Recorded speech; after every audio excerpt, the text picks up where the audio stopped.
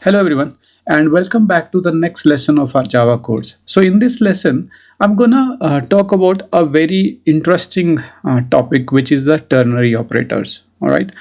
So think of ternary operator as a tool. With the help of that tool, you can make your code easy to understand and also you can make your code shorter. So in last couple of lessons, we talked about conditional logic. For example, we talked about if conditions, else, then else if, and different combination of those one, right? Uh, so the ternary operator, right? The question is, what is ternary operator, right? Okay, so if I have to put in a simple way, so think of ternary operator in Java as a shorthand of writing if and else condition, right? So we use if, then we also use else, right?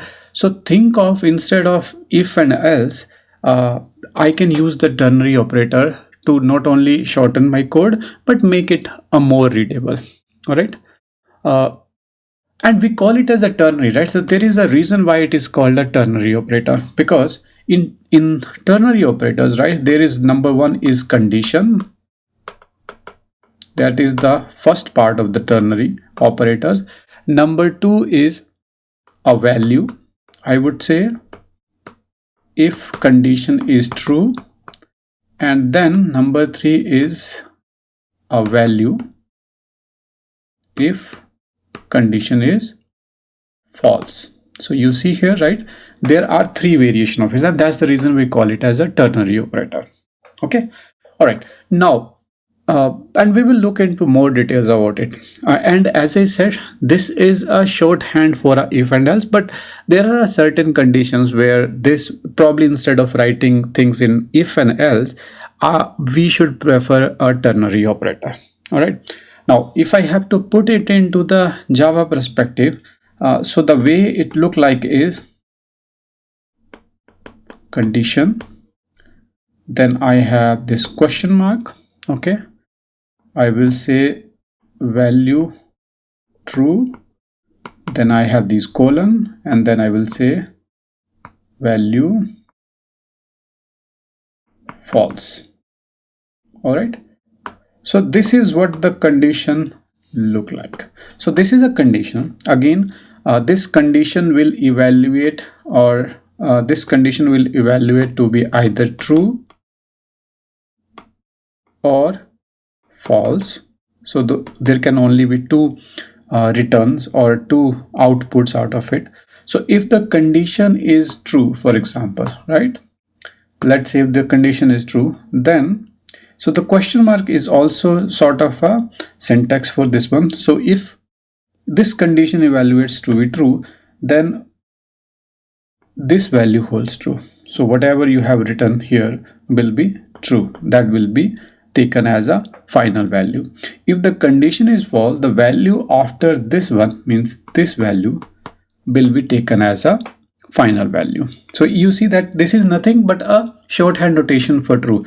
If condition is true, use this. If condition is false, then use this. All right. Now what we're gonna do is again gonna go back to our editor, and then we're gonna take an example, or take a closer look into some of the examples to see how you can use this one, and then I'm gonna also discuss our. All right. Okay. So now, in order to understand it, right, let's take a very simple example. Again, I'm gonna go to our basic example where I have a number, and based upon that number I have to decide whether this number is a even and odd. So I'm going to use our modulo operator, where if I use that modulo operator, if the remainder is 0, which means it's a even number, or if remainder is not 0, it's going to be the odd number. All right. So I have this number 10, and then I'm going to put all the values or the response value into this string. All right. So if let's take a very simple example, what we have learned so far in our previous cases, right? I'm going to use a simple if condition. Okay. I will say if number, then I will say,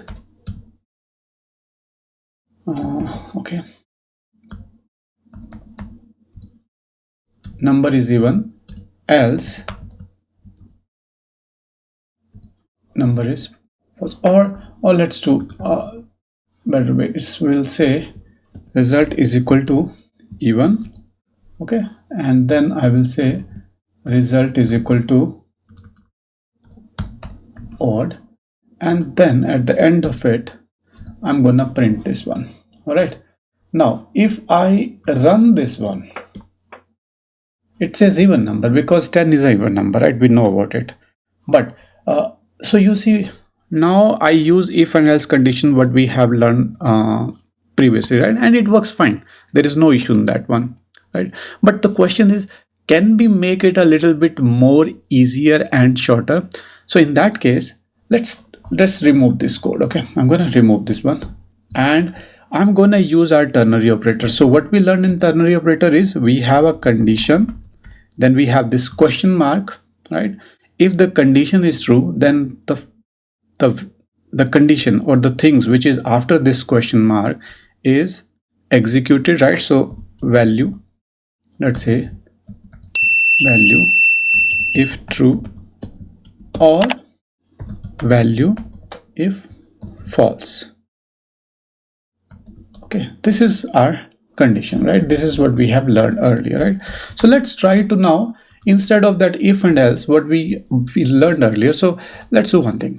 I'm gonna put that code again here, and then I'm gonna comment it out so we know that this is how the code was looking like. Now what I'm gonna do is I'm gonna say result, I'm gonna assign the value to the result, and I'm gonna use the ternary operator. My editor is already giving me that value, but I'm gonna use modulo operators.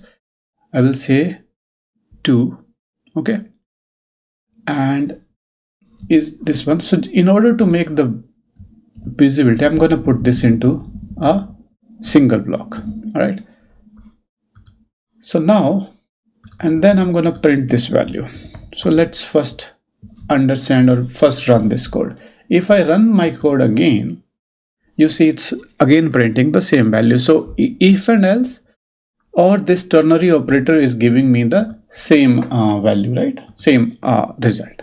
So the execution and everything else is same. Now there are a couple of things which is happening here, right? So this one is a condition in my ternary operator. So in this case, I'm using a ternary operator. So number one thing which probably you might have noticed, the code is shorter as compared to this if and else condition. That's the number one thing.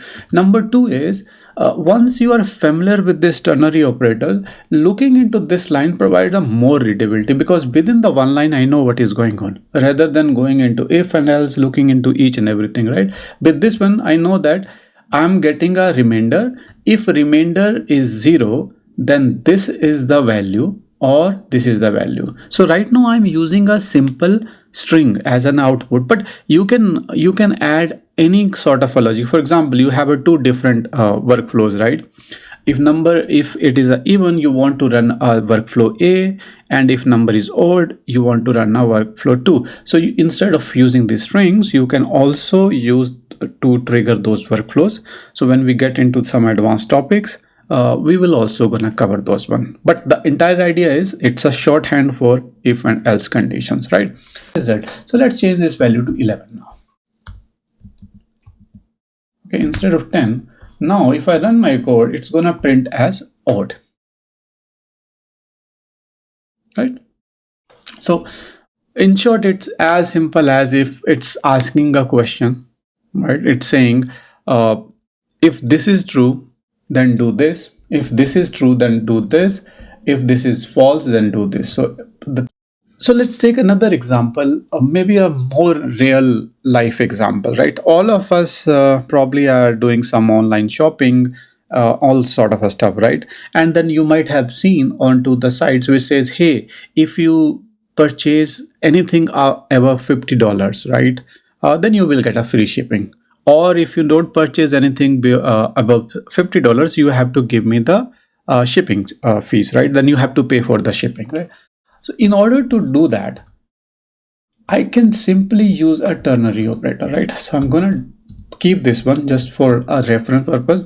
So I'm gonna say double, and I will say order amount let's put that value as $40 for now. Okay, now I will say string shipping. Let's say I want to print this value, right? So all I will say is if order amount is greater than we are talking about 50, right? So let's say 50. I will say free shipping, or I will say yeah, pay and shipping. Okay, now if we run this program again and let's say print this out, shipping. All right, if we run this program, it says pay for a shipping, and let's say if you are purchasing something for $51, that changes to greater than 50. Now if I run my code, it will say free shipping, right? It should be in lowercase.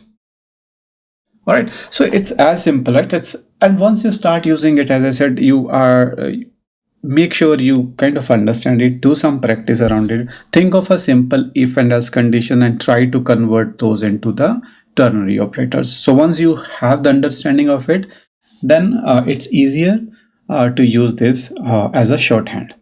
Now the question was, can I replace each and every if and else conditions with a ternary operator?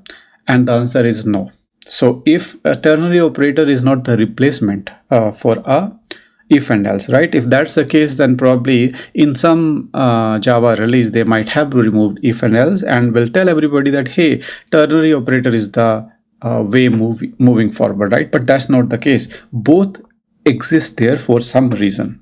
All right. Now, if you have a simple one if and else, right? In this case, for example, free shipping, then the ternary operator makes sense because it's a simple if and else. Instead of using if and else, you are using a ternary operator, right? But don't overuse it. All right. So let me give you one example here. I'm gonna take one example, and then you can decide whether is it readable, make more sense. Okay. Now tell me one thing. Do you really think it's this line where I have a multiple conditions, right? Is it providing a better readability than converting it to the if and else? Because these are the nested if and else condition. If I have to convert it, this will look something like this in if conditions, right? For example, if A is greater than B, okay, I will have this condition. Then if A and B is greater than A is greater than B, I have another if condition which says A is greater than C. Okay, then I will say A is larger, else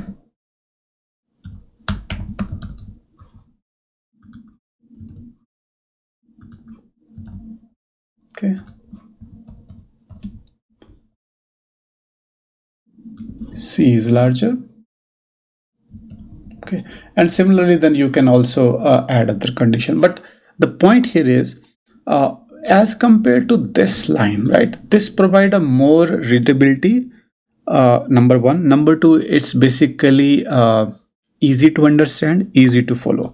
So the thumb rule is, if it's a simple one if and else condition, ternary operator is the way to go. But it's a more complex logic, just stick to the traditional if and else, because that provides a lot more controls to you.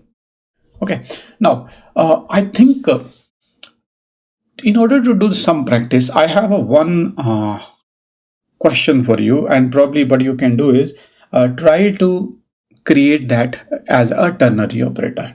All right, so let's say you have to build a program where you have to decide whether a given person, or the person will tell you the age, and then you have to decide whether this person can do the boating or not. All right, so it's simple, right? If you are 18 years or above 18 years, you can go for a boating. Or if you are not 18